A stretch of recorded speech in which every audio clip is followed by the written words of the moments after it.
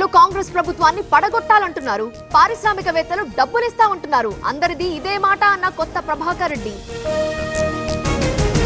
జగన్ బాధితులను ఆదుకునేందుకు చర్యలు. గత ప్రభుత్వ అక్రమాలు బయట పెడతా, దోచింది కక్కిస్తా అన్న ఏబి వెంకటేశ్వరరావు.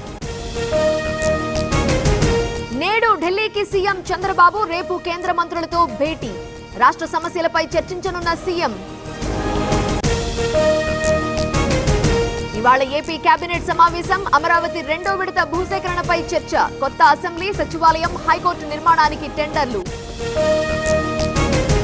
ఈ రోజు రేవంత్ అధ్యక్షతన సీఎల్పీ భేటీ. శంషాబాద్ నోవోటెల్లో సమావేశం. భూభారతి, సన్నబియ్యం, ఎస్సీ వర్గీకరణపై చర్చ.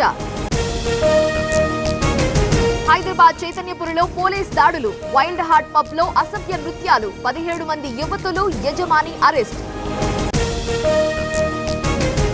అనకాపల్లి ప్రమాదంపై ముమ్మర దర్యాప్తు. పరిమితికి మించి బాణసంచా తయారీ. నిబంధనలు పాటించకపోవడంతో పేలుడు. రాజోలు శివకోటి హైవేపై తగలబడ్డ స్కూటర్. తల్లి కూతుళ్లు వెళుతుండగా ఘటన. డిక్కీలో పెట్టిన బంగారం మంటల్లో దగ్ధం. కాకినాడ దగ్గర సముద్రంలో వేట నిషేధం. మత్స్య సంపద వృద్ధి కోసం చర్యలు. 419 సంప్రదాయ బోట్లకు మినహాయింపు. నిండా ముంచిన వర్షం. కడప జిల్లా లింగాలలో నేల కొరిగిన అరటి చెట్లు. 200 ఎకరాల్లో నష్టం. డోన్లో 3 సెల్ ఫోన్ దొంగల అరెస్ట్. వాహనాల చెకింగ్ లో బయటపడ్డ సరుకు. 52 సెల్ ఫోన్లు, 40 లీటర్ల సారా స్వాధీనం.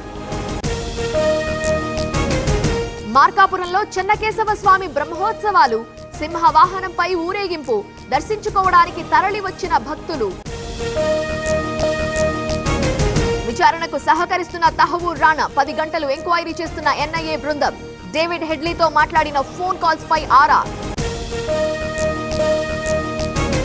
లక్నోపై చెన్నై సూపర్ కింగ్స్ విజయం. 5 వికెట్ల తేడాతో గెలుపొందిన ధోనీ టీం. తొలి మ్యాచ్ లో రాణించిన తెలుగు కుర్రాడు రషీద్.